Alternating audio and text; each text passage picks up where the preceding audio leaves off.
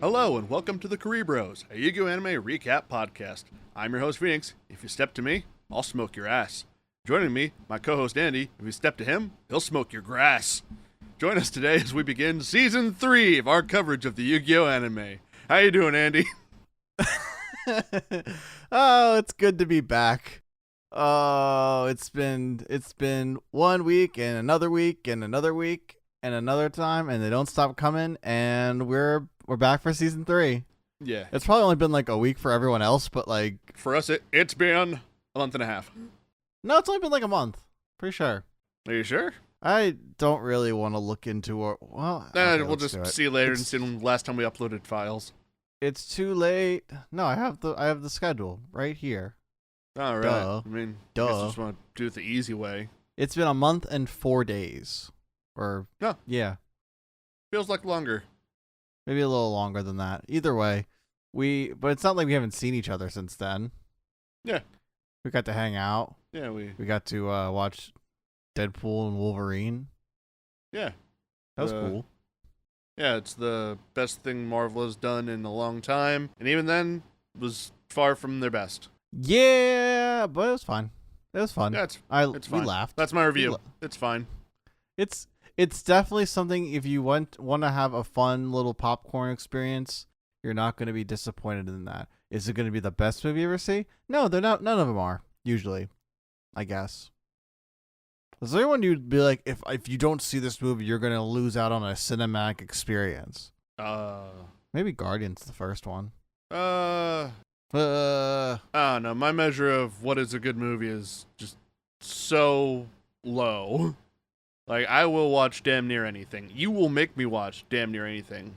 I don't really make you watch damn near everything. For a frame of reference on how you and I define a fun movie night as two very different things, I remember you and I was like, hey, let's watch Shin Godzilla. That'll be a cool thing to do. And then afterwards you were like, hey, let's watch The Room with Tommy Wiseau. And I remember sitting there thinking like, I don't think I can have movie nights with Andy anymore. You know what? I wouldn't even recommend that movie anymore to people. Yeah, you never should have. It's shit. I mean, that's the kind of the bit with it, though. It's only a bit if the people making it are in on it. No, not always. Sometimes that makes the bit even funnier when they're not aware. So they keep doing it. If you're not aware, it's not a bit. That's just real life. Isn't real life just a bit, though? Feels like it some days.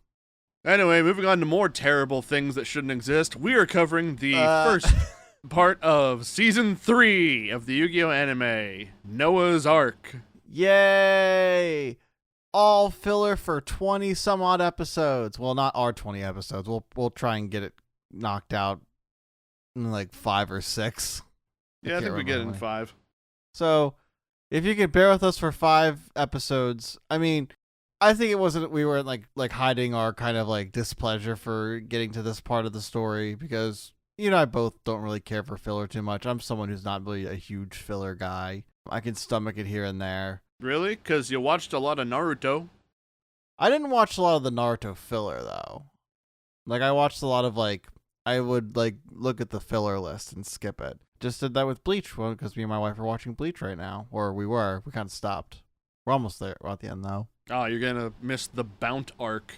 Or the Zanpakutos are people arc. Is that what those were? Yeah. I completely, it was crazy because we were just because we're watching it on Hulu, and there's like a bunch. They don't know how to divvy up the seasons and the stuff of it. So they'll be just mid seasons, mid halves of a latter season, and mid the first half of another season where it's just all filler. And I'm like, oh god, it's ridiculous. Yeah. It was the Wild West for anime back then. Yeah, that's what I tried to explain to my wife, was just this is just how things were back in the day. And It used to be worse. One Piece was one of the only ones who kind of didn't really do it, but they did the thing of we're going to just prolong each episode by prolonging panels. So it's that you always had to kind of pick your battles. And I guess with going back to Yu-Gi-Oh, this is where they pick their battles, because I mean, the manga isn't all a lot of story, and I'm sure they wanted to kind of keep the money train going at the time. There's only so much left of Battle City we're going to have to cover, and then I don't know what the timeline was for it, but like then they're doing Millennium World in the manga, which is the final season, or not even the final. It's the final back half of the final season of Yu-Gi-Oh. So it's like they probably had to do something somewhere. I guess it's in a way makes sense because it focuses more on Kaiba. We don't really learn like that much about Kaiba and his parentage, so there's something that you can kind of like work with there and kind of explore. So maybe we'll get some sort of enjoyment out of that. I'm going to enjoy this in the sense of they don't know how they're going to make the dialogue for like 4 kids. So it's just like everyone at their most stereotypical, and I'm going to kind of enjoy hearing like the different dialogues of that because there's already some pretty funny dialogues already. Yeah, there's a lot of stuff that I see in this where I'm like, oh, there was no effort. Because I'm going to spoil this first bit. The first person that Yugi duels does not get a name. Oh, he's got a name in the dub. Not in the sub. They didn't give him a name? He doesn't have a human name. He doesn't have a name? They can just call him Deep Sea Warrior? Yes. Oh, boy. They at least give them all names in the thing. Like, I was using the names as a point of reference to kind of make sure I got the card names right. Because I'm going to assume that there's going to be a lot of, like, anime-only cards in these duels. There's also a lot of, this is a new card being released in the real world, so look at it. It's all, yeah, that's what they did with a few of the Yugi cards. I don't know about the other cards, but... I caught at least 3 instances of it. On Deep Sea Warrior side? No, just 3 instances of... About this time in actual release of the card game, they were releasing, like, promo tins that would have, like, a special, like, secret rare card and a thing on display, and then, like, a couple of packs. Mm-hmm. And 3 of those tin cards were in these episodes. I think I know which ones you're talking about, or at least, like, I listened to the 2. Yeah. Because I think I got those tins when I was growing up. Yeah. Probably. I mean, we were hounding for Yu-Gi-Oh cards back in the day. You were about to say something else. I was going to say hoarding. I wasn't going to say the other word. I wasn't going to say whoring, but I was going to say hoarding, but hoarding wasn't the right word. But whoring was definitely also not the right word. Anyway, speaking of wrong words, you want to move on to the Noah arc beginnings? Yeah, so... And this expert class and smooth transitions to plot lines that we definitely had planned the whole time. We are out of sorts. But we'll get back on track as you begin with... Episode 98, no manga to match it up against. This episode opens up with a shot of an undersea facility. Beneath that facility, a giant submarine rises up and starts moving. Don't know why we bothered with the first facility. Was there any, like, dialogue? No. There wasn't anyone talking? No. Oh, buddy. You know what we're gonna probably have to do? We're probably going to like compare how they're going to interpret these things, because I think there's going to be a lot of just extra dialogue that they add in the dub that they're not at. Because there's like a whole thing of Noah being like talking to the Kaiba Corp AI about the blimp's arrival, and then that's activating the submarine. And I hate this already. This is going to be fun. We cut to a shot of the battleship flying towards a tower on an island. Yugi is in his room thinking on all that Merrick has done to Bakura, Mai, and Odeon. So just recapping the shit we actually care about. When the blimp starts a-rumbling, we see shots of Joey falling out of his bed, which he, Duke, and Tristan were all in the same bed together. So, sure. Cute. Geez, Yug. I think Joey could do a little better, to be honest with you. Oh, Hundo P. Serenity and Taya are also woken by the rumbling as they're in the room watching over Mai. In the control room, the crew are telling Kaiba that the autopilot has been redirected. Merrick is on the roof of the blimp, and he says he feels an evil presence. The gang then joins Kaiba in the control room, and they see the island they'd originally been heading to, and Kaiba and Mokuba explains it is the remnants of their father Gozaburo's legacy. Gozaburo had been a defense contractor, read arms dealer, who wanted to conquer the world with weapons. Normal. Very normal. Kaiba then changed Kaiba Corp's focus to games after he took it over. Back under the waves, the submarine is still chugging along. Also, while the submarine's going along, it's like it broke off part of the facility it rose up from under. It's hitting against like undersea canyons, just breaking shit. So, it's weird. Yeah, it's already getting weird. Some of my favorite lines so far as the episode's gone on is Joey's run to the, I don't know, what do you call it, the main deck, the cockpit, wherever they're steering in the fucking ship. He's like, can you say lawsuit, Kaiba? So he's already doing great. And Yeah. Merrick is way too excited about not being involved much for the next 20 episodes. He's just happy to be like, I'm not dealing with this fucking mess that they're all about to deal with. Yeah. The crew say they found the source of the problem, and the blimp dives down and skims the sea. On the screen in the control room, a young boy with teal or aquamarine hair that looks like Kaiba's appears. He introduces himself as Noah, N-O-A, the first time, and says that he is going to surpass Kaiba, and then the screen returns to normal. So, yay, we're blitzing introductions. Hooray! The submarine from earlier now surfaces, revealing how big fuck McHuge it is, and the blimp is made to load in a hangar that opens on top of it. The blimp comes down to a landing and is locked in place by these different clamps in the hangar, and then wall-mounted turrets emerge from the walls, and Noah comes back on the screen and tells all the duelists to disembark. Merrick and Ishizu are not included in this for some reason. Wonder why. Oh yeah, Shizu's still, I forgot all about Ishizu. Yeah, so the plot. She's still there. She's still there. That's funny. Wait, I just had a thought. Yeah. How long? You may or may not remember. How long are they doing this for? Not episode wise, but is it? Do they say like a time passage of how long this is happening? I don't remember. I'm willing to bet it's less than a day. Why didn't Merrick try to look for Odeon and try and kill him? I think he does. Oh, does he? I thought he was looking for everyone else. I don't know. Who can say? I guess we'll find out in the next 20 episodes. Yeah. Sorry, I just had that thought. Yeah. The protagonist squad enter a dark room. Oh yeah, also Noah shot at the blimp with the guns. I can't forget that part. Oh yeah, I actually got that in the 4Kids dub too, crazy enough. Hey, you can't take out everything. Ah. The protagonist squad enter a dark room and are met by the Big Five. Remember them from the legendary Heroes filler? And also the guys who are behind Pegasus's big plan, or one of the guys, 5 of the guys that are behind Pegasus's big plan, who we never see again in the manga after Pegasus loses. Yeah. Yeah. The gang is surprised to see them, having believed that they were lost in cyberspace. The Big Five say they want revenge on Yugi and his friends too, which is why they're a part of this, along with Kaiba, in that they met Noah while wandering in cyberspace. This is weird, because I don't think the Big Five should know Duke, or Serenity, or Taya and Tristan, really. No, But they should. they're all here.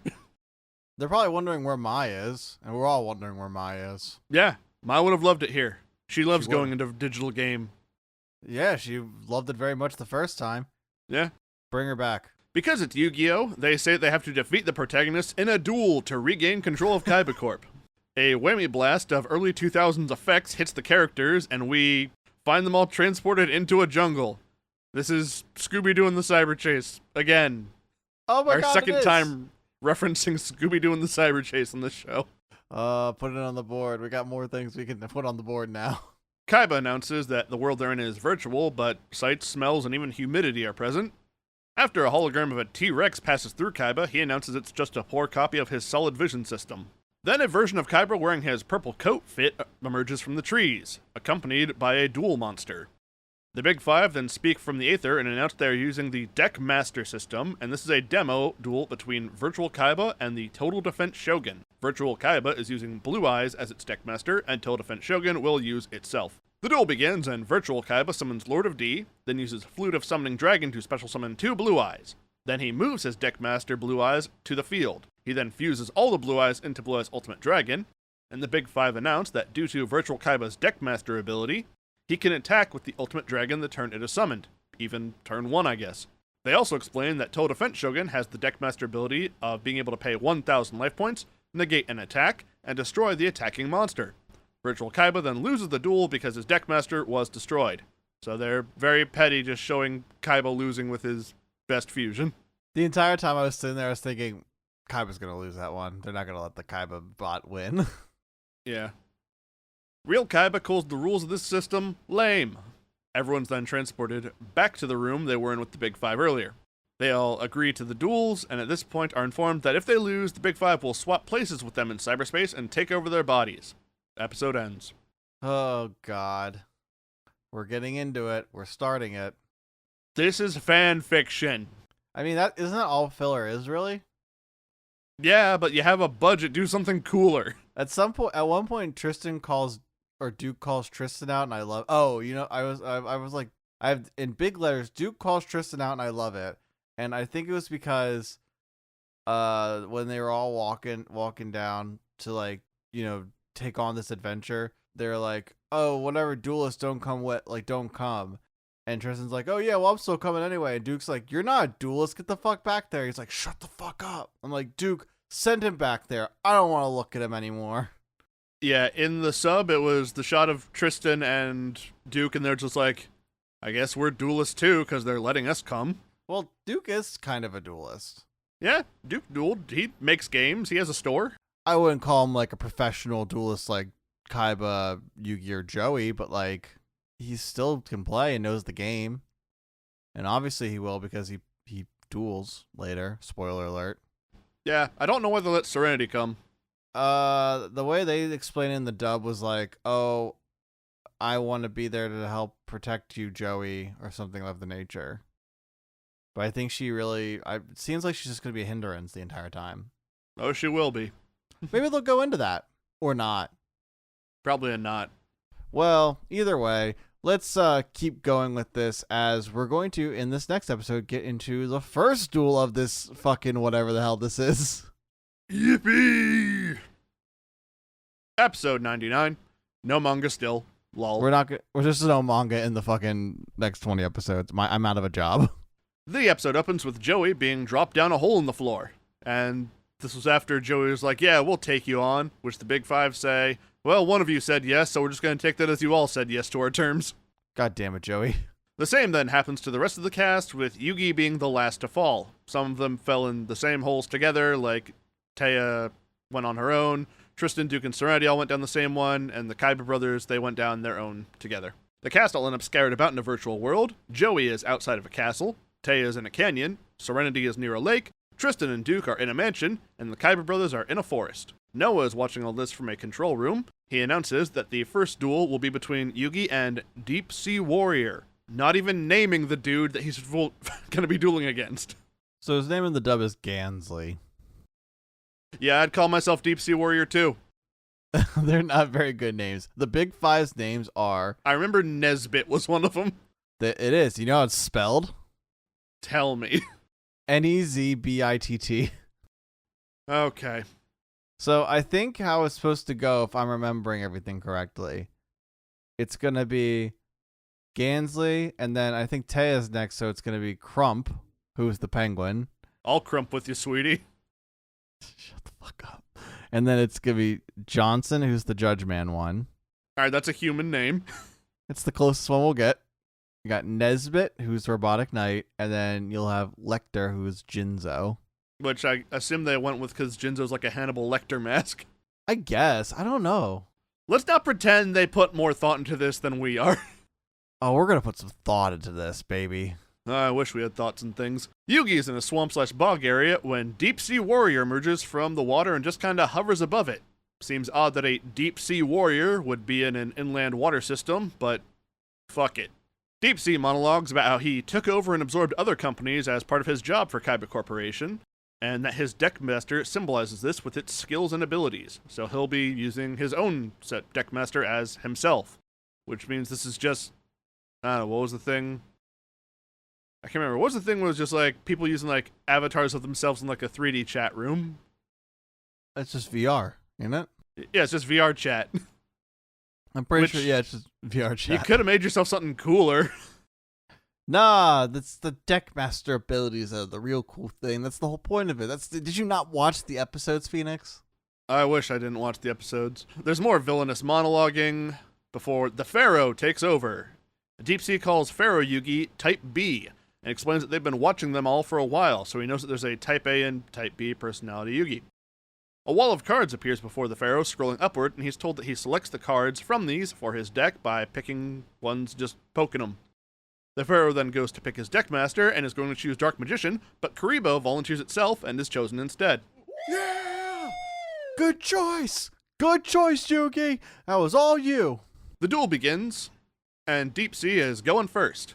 He sets a monster defense and passes. Pharaoh draws and summons Obnoxious Celtic Guardian, sets one card, and attacks. The flip effect of the monster he destroyed activates, which forces the Pharaoh to discard a card from his hand, and then that destroyed monster sets another copy of itself onto the field. We then cut to Serenity observing swans on a lake, for some reason. Joey is wandering the castle he was dropped near, Tristan and Duke are running around looking for Serenity, and the Kyber brothers are walking in a forest path. The brothers are talking about the situation and posit that someone other than Noah or the Big Five is behind it all because they need a whole lot of money to fund this. And they're going to look for an emergency exit program on the assumption that this was based off of the old virtual world system, which had one as well. Back in the duel, Deep Sea summons Ipira, which lets him draw a card, and then flips up his set Ashing Ray, which makes the Pharaoh discard another card. We then cut immediately back to Tristan and Duke, who have been running in an endless hallway, and so figuring out that running won't get them out of here, Tristan takes an axe from a display and starts swinging to break the wall down. Very Goku of him. Taya is walking in a canyon, but sees that some Hitatsumi giants have been following her, and the Kyber brothers find a door and open it to find a recreation of the orphanage they grew up in. There's just so many unnecessary cuts. That's the big thing about these, and this is one of the things I'm going to kind of start dreading about maybe these next little bit. Hopefully they kind of clean it up a little bit as like things get more revealed, but like they just keep they spend 3 episodes on this duel because they keep just cutting to just all these different things, and it's just it was so annoying to try and make notes because I'd be like, okay, oh, they're back to Taya, oh wait, no, back to Yugi, oh, back to Taya for like 2 seconds, oh, back to Yugi. It's like, oh my god, stop. Yeah. Back in the duel, the Pharaoh feels like he's being baited, but he can't do nothing. So he draws Polymerization, plays it to fuse Gazelle and Baphomet from his hand, and he didn't waste time summoning one of them first, which I appreciate, making Chimera. He activates his set card, which was Quick Attack, letting his monster attack immediately, but Deep Sea activates his Deckmaster ability, which lets him tribute 2 monsters to redirect the attack against his monsters into a direct attack at the Pharaoh. The episode ends with Pharaoh and Yugi wanting to end the duel quickly so they can find their friends. I think this is the debut of Obnoxious Celtic Guardian. So, Obnoxious Celtic Guardian was one of the 10 cards, and Total Defense Shogun was another one. And the third one will show up in the final episode of this chunk. The one I'm thinking of with yes. the ending. Yeah. Yes. I'm so happy Kuribo is the deck master. It feels very appropriate for our podcast. Yeah. At least we got something. Yeah, we know. We're giving some scraps. We'll get something out of here, something that keeps us enjoying. So your guy, Deep Sea Master, obviously talked about how he's a businessman, right? He made a lot of quotes about like old like war people and philosophers. He did not make business puns. He made business puns in my thing. He's like, I'm going to clean the ledger by sacrificing these 2 monsters and updating my portfolio by. It's like I just want to scream, and then Yami would play along with them sometimes. I'm sorry I made you cover the dub. Honestly, I won't switch places with you, but it's not honestly the worst thing at this moment because I need something that's gonna keep me entertained. I really do, because I noticed when I do these filler episodes in the past, and I think it's probably a little easier to act this way when it's like 1 or 2, but I have to focus for a lot of these filler episodes. So I'm like, I need something that's going to keep me entertained, and there's not much, at least in this filler, that's going to keep me engaged. I don't think. We will see, but it's not working so far. But at least I can have some fun with it. Well, nothing keeps your focus like suffering. Weirdly enough, yeah. But I'm going to suffer on to the 100th episode of Yu-Gi-Oh! Duel Masters, or Duel Monsters. Isn't Duel Masters a different show? Was that like that? Yes. Yeah, I remember it. So yeah, then we're going to talk about episode 100, which starts with we return to the duel between Yami and our fishy businessman, who is feeling pretty confident and he has the upper hand in this modified Duel Monsters match. Gansley, who is what we call him in the dub, is demanding Yami not to prolong the inevitable and give up his body, but Yami is confident in his dueling ability and is ready to strike Gansley as he is wide open for a direct attack. So Yami goes for it and succeeds with Celtic Guardian, sending him down to 2,600 life points. Yami even hits him with a businessman pun in the dub. So he's like, aha, so I can do these puns too, idiot. How does he know what modern day business terminology is? Oh, I kind of make a comment about that later, so let's get there. Gansey then plays Ruklamba, the Spirit King, but it is still Yami's turn. And for a second, I thought he cheated. Why? All right, real quick, I'm just gonna. This bothered me. Ruklamba is like a humanoid alligator thing with like a little bit of hair. Why does it have nipples? Why does the reptile have nipple? I don't think it has nipples in the dub. God, I wish I got your version more and more. Why does it have nipples? I don't think it. Did I I have nipples, Greg. Can you duel me? Oh my god. Oh my god, it does have nipples. I don't think it had nipples in the dub, but I could be wrong. I wasn't really looking at its chest. Where were you looking? At its dick. Either way, this level 8 monster with 1,000 attack points has a special ability to be special summoned after the owner takes 1,000 damage to their life points. We learn that Gansley is every bit the stereotypical business big shot that he acts, as he talks about things like high employee turnover and a large labor force, and he duels with the same mindset of swarming the field and replacing when needed, because when you have a large labor force, you can fire whoever you want, and then you just replace him because everyone wants to wear Yami obviously disagrees with this approach because his mantra is, has heart in the phrase, and there's no heart in corporate business. We do our next check on everyone else to pad the time out as we cut to Noah in his big chair in his cyber viewing room, giving us the opportunity to do so. We start with Serenity, who is looking lost in the woods, then Joey, who is looking lost in a castle. Taya is being taken by some Tatsumi giants. Duke and Tristan are now trying to hack at a wall. And then finally, Kaiba and Mokuba are taking a trip down memory lane, it seems. Did you have like a bit of Joey like yelling around at nothing when he was in the building? Oh yeah, he's full on rage Joey right now. It's great. I will say, at least in the subs, Joe is talking about like, I can't waste time here with you. I have to go and defeat Merrick so I can save Mai. Really? That's not what he says in the dub. I would have liked that. Would have felt a little bit more like motivation. I will say, even if that's not exactly the dialogue he uses, he is very much like, I want to cut the bullshit. I want to get this over with. And I'm going with that. We chime in on the Kaiba brothers as they are in front of the orphanage they were housed in as children. We learn that the brothers' parents disappeared, which I assume they died in the dub or the sub. So they say that their mom was already dead and then their dad died in an accident. Okay, so they disappeared. So death doesn't exist in Yu-Gi-Oh! Apparently. So we learn that the brothers' parents disappeared and that no one could take care of them, so they were dropped off to the orphanage in hopes of finding a new family. Mokuba mentions it was one of the worst days of his life. It is then that the Kaiba brothers turn around and see virtual versions of their younger selves. Kaiba deduces that Noah has found a way to see in their memories and is showing them off in front of the two. We have a nice little memory of Big Bro Seto in his own way comforting the little bro Mokuba on their first day of the orphanage. Seems as though Kaiba wanted to cut off his emotions from the start, which seems to make Mokuba a little uneasy, which seems to be a part of Noah's scheme. We cut to another virtual flashback of the Kaiba brothers playing chess and Kaiba utterly destroying Mokuba in a handful of moves. They say 5 turns in the dub. I don't know if they say anything in the sub. Noah hopes these memories will feel like torture to Kaiba so he can finally destroy him. Noah also says that he has been waiting a long time to take Kaiba Core away from Kaiba. Wonder why. We are back to the flashback, and as the young bros are playing another game of chess, Seto overhears a broadcast on the TV talking about the world-renowned chess champion Gozaburo Kaiba and how he believes that there is not a single person in the world who could beat him.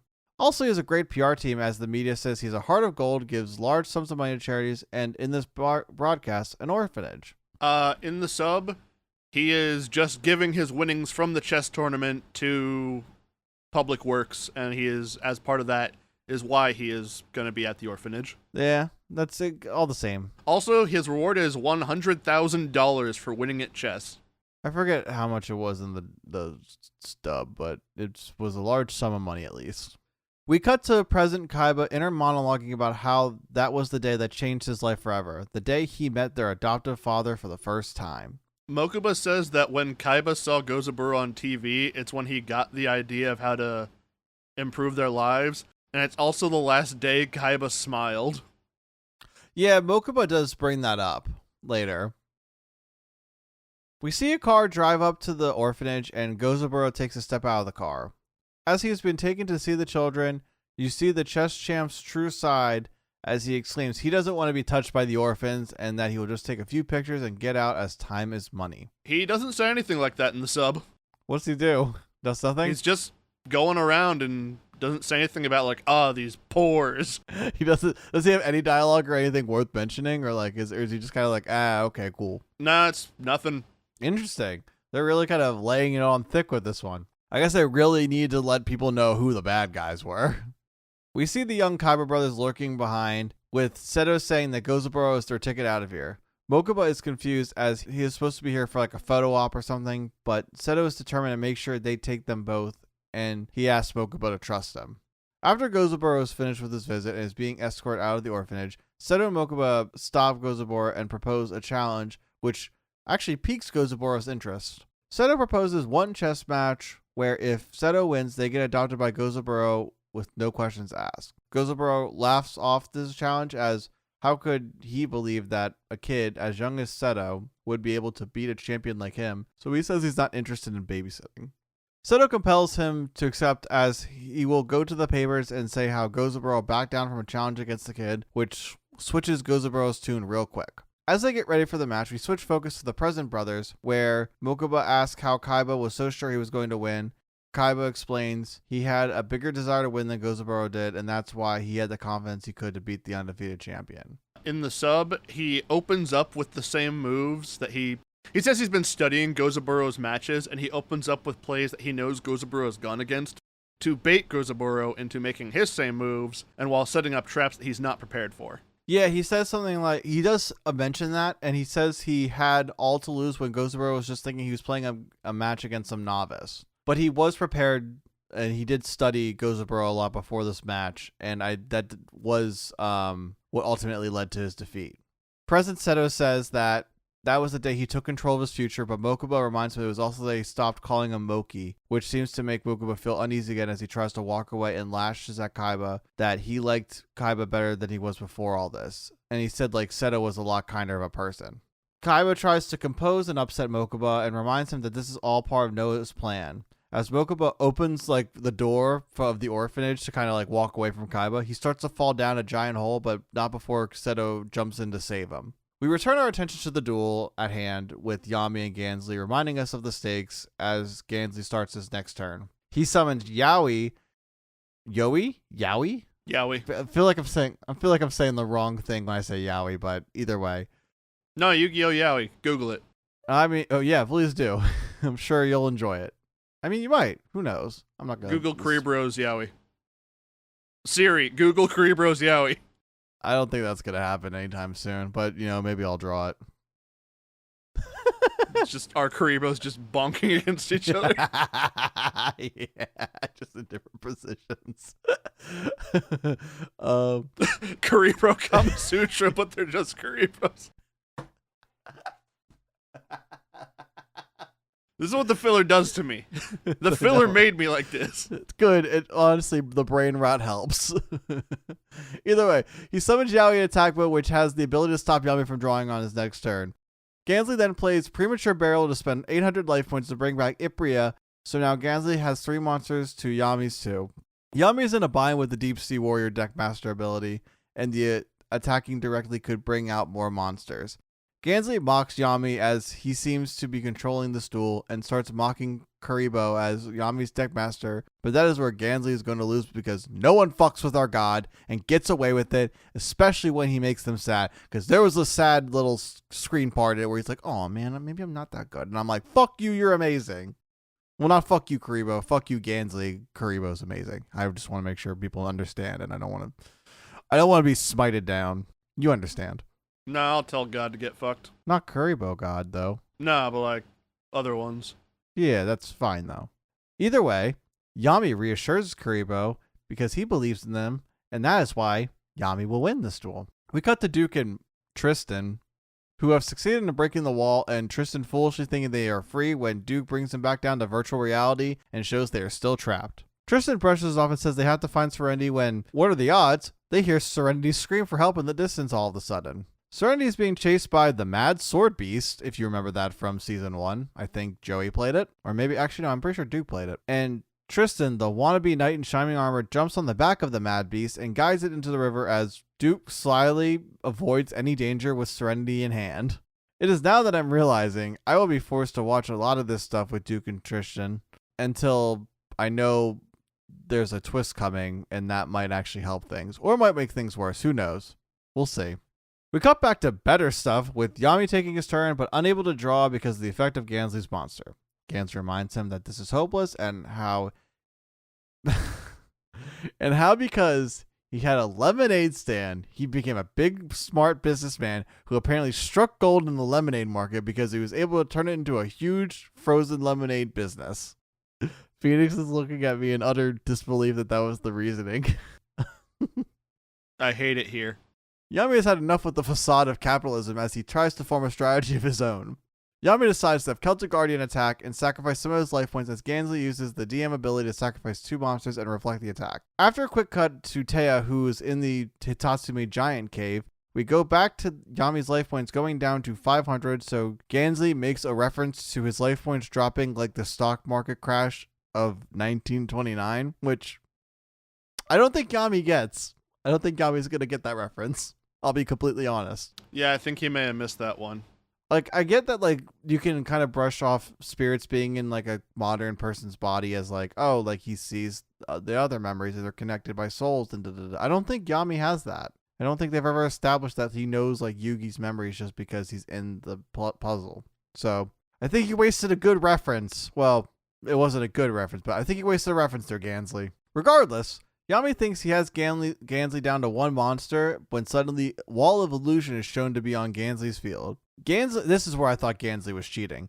Gansley used Reclumba's second ability to tribute it to special summon 2 monsters from Gansley's hand that had an attack combined of 2,000 or less in face-up attack position. I was like, he just tribute summoned for a monster on Yugi's turn, but I looked into the card, and I don't know if it's a real card, but at least they have they established the effect there. So apparently they didn't cheat. So Gansley special summoned another Ruklamba and the Wall of Illusion, whose ability sends the attack of monsters back at sends the attacking monster of whoever attacks it back to the owner's hand. Yami is certainly in a pickle as he does not have many ways to get Gansley's life points now. Gansley mocks Yami for the 1,000,000th time, and he also mocks Kuribo as the episode ends. Gansley is now public enemy number 1 for talking shit on Kuribo. Fuck you, Gansley. Old ass bitch. So yeah, that's episode 100, and we will kind of move on to episode 101 unless you have anything to say before I go into it. What a wet fart for the 100th episode. I know, right? How come the 100th episode is a filler episode? You couldn't even do like a best of episode or like something like that. We did best of episodes, and they rule. I hope you guys check this out. Either way, we are going on to 101. We are back in this virtual reality hell this series has put us in, with Yami and Gansley hopefully wrapping this shit up. Gansley draws into Rainbow Snake Ingana, but opts to use it later in favor for Melkid the Four-Faced Beast. He uses it to destroy obnoxious Celtic Guardian and sends Yami to his knees. After a couple quick cuts to Taya in the cave, Yami rises to his feet, not ready to give up as Gansley again mocks him. Yami draws into the Rainbow Blessing magic card, but doesn't see how it will help him in this situation. Kuribo then tries to communicate with Yami the importance of that card, and Yugi actually hears it and convinces Yami to listen. Yami plays the card face down and gives a nod of reassurance to Kuribo. We cut to Joey running around like a madman, aggressively trying to pick a fight to get out of here, which honestly, I really appreciate. I like this waste no time approach. Let's get this shit over with. The focus is now on Taya as the Giants prepare for dinner, which Taya fears she is the main course. Suddenly, a penguin throws a rope for her rescue, which, okay. Then next is the Kaiba brothers just hanging out on a ledge as Kaiba pulls Mokuba up. Kaiba calls out to Noah like a crazy old man yelling at the sky. Kaiba reminds Mokuba that this is all the past, and he's not proud of everything he's done, but he did it for them as they venture forward, which I think kind of reassures Mokuba a little bit. We're back to the duel with Gansley making his next move, and Gansley activates Offerings to the Doom, which destroys Chimera and the last of Yami's defense, but Yami is allowed to bring back one of the fusion material monsters and brings back Baphomet. Gansley is unmoved as he sacrifices his monsters to summon Rainbow Snake Igana and takes out Yami's monster. Gansley has Raklamba attack, but Kuribo suddenly multiplies and protects Yami's life points, who suddenly turns back into Yugi. Apparently, Kuribo's ability is multiply, which makes sense. It's a pretty good ability. It makes sense for Kuribo. Yami asks Yugi why he took over, and Yugi figured Yami could use a rest. Yugi thanks Kuribo and shows that he was the most valuable monster on their side of the field because Yugi is a big brain genius. Yugi then faints, and Yami takes back over. Yeah, it's really weird that they're like, don't worry, I tagged out, so I could have screen time. Meh. I know, it was a little jarring because you didn't really need to do that. Yeah, we did this with Pegasus and it was cool then. But, like, it's not a shadow game. And it's not like Yugi was out doing everything. Like, it doesn't make any sense that Yugi just faints. Like, just... They said some stuff about there being like, your body will interpret the pain as being real. And so it's like, oh, I tagged out because I knew from how much you'd been hurt already, Pharaoh, you wouldn't be able to take more of a beating. That's what they say. Kuribo also blocked it. There was no hit. Well, there were hits before, I think is what he's referring to, but like, why did Yugi faint then? Is it just because they're in the same body and so Yami can handle the pain a little better? But they're not even in a body. They're in a virtual world. Help me, Rhonda, help me. It's bad. It's not good. Oh my fucking Christ. Gansley reminds Yami that Kuribo is now on the field and he can destroy him, which would give Gansley the win. There's a small bit about Taya escaping the cave and finding the courage to cross the scary old bridge to get away from the giants. You're like, oh, I got my friends around. They're somewhere, and they give me courage. Sure. Yeah, sure. It's Yami's turn, and he's putting his face in Kuribo, which we all should do. Yami draws and gives his own business advice as a metaphor for how he will win this duel. Yami reveals he drew Swift Gaia the Fierce Knight, which Gansley laughs at its uselessness. Yami activates Rainbow Blessing, which combines Kuribo, making it Pride Kuribo in my eyes, because it's completely rainbowed, and makes a rainbow bridge like over all the monsters. So Yugi illegally? I don't think Swift Gaia has it. Does Swift Gaia have an ability? Its ability lets it summon itself if your opponent controls a monster and you don't, I believe. I'm double checking. If this is the only card in your hand, you can normal summon it without tributing, and it was the only card in his hand. I did notice that. So that makes sense. Okay, so he did not cheat. So Swift Gaia the Fierce Knight walks over the rainbow bridge like he's going to Valhalla, and end of the rainbow is a creepy old man in a deep sea warrior skin who he attacks and kills and wins. So Yami is the winner. Gansley gets a taste of his own medicine for mocking Kuribo, and Noah's disappointed in the loss, but he wants to see how the others will fare before he starts kind of jumping in. A door appears in front of Yami, and Yami and Yugi walk through it as the episode ends. This is a trip. It's already a trip. We've only been 4 episodes in. It's already a trip. Yeah. In my hopes, I hope things get focused up a little better. I don't know when that will finally happen, but like as they go down big 5 members, you have to imagine they would, right? I would hope, but my expectations are low. Or like what I would hope for, if I was to do this, if I was like set to do this, I wouldn't cut so much. Why did we cut in 4 episodes to 5 different people's focuses when at least 3 of them don't really matter right now?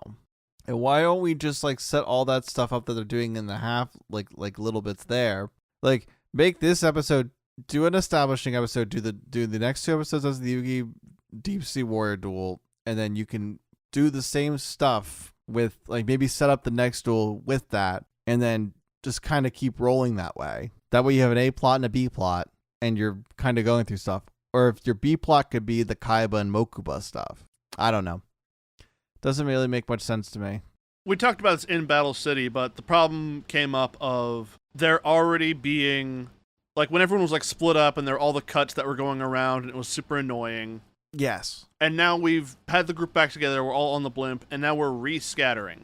Yeah, and this is like one of the bigger problems with how you have to pad out these episodes. Is like now you have to establish a bunch of different people's mini storylines because everyone kind of gets something to do in this filler, kind of. I'm sure their roles kind of get lesser and lesser as the bigger bads kind of come into play, if I'm remembering correctly. I don't remember this very well at all. I remember some little bits. I don't even remember how they get from point A to B to some things. I just know there's like, this happens. We get to here, and eventually we'll get to these little things. I don't even know how they get out of it, to be completely honest with you. I don't remember. I'm gonna guess it's some bullshit. I mean, most of it is. I don't think that Rainbow Blessing or that Rainbow Blessing magic card is a real card. It looked like an anime made card. So it's like, I'm sure we'll get some bullshit cards to kind of get out of situations they don't know how to put themselves out of by actually making a duel. We'll kind of keep going as we go. And do you have anything else to say about these episodes that we haven't already kind of talked about? This sucks. This sucks, but we'll make the best of it, so we'll make it entertaining for you guys, because I'm sure it's not fun if you guys are doing the whole rewatch of it to kind of make things better, because I don't want to make it seem like we're going to hate this forever, because I'm going to have fun with it until we get to the good stuff. I will drag the fun out of this with my bare hands. You're not going to make it fun? I'm going to, despite their best efforts to make this painful. At least we could actually have some, like, I think what's probably going to be a good thing for this is there's going to be a lot of different discussion on how they kind of decide to interpret dialogue and things of that nature, and how 4Kids will kind of go ham on things because they don't really have a frame of reference like they do with the other stuff. So, I don't know, we'll get there. We'll try and get this done as quickly as possible. So what we're going to do in the next episode is cover Taya versus a penguin, because I guess they betray her, whose name is, okay, what's his name? We just talked through all the names. I think his name is Crump. Yep. They're going to name him Crump. And then Joey is going to get in his own duel finally after 2 other duels. And he's going to take on Johnson, who is a judge man.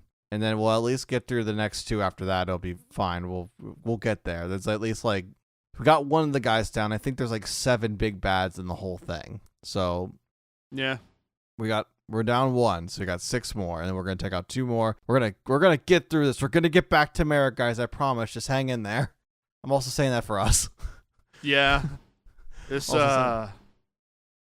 gonna be a rough 5. Our big 5. Our big 5. If we get this, I hope we get this done in 5 episodes, because it'd be really fun to call these the big 5 episodes.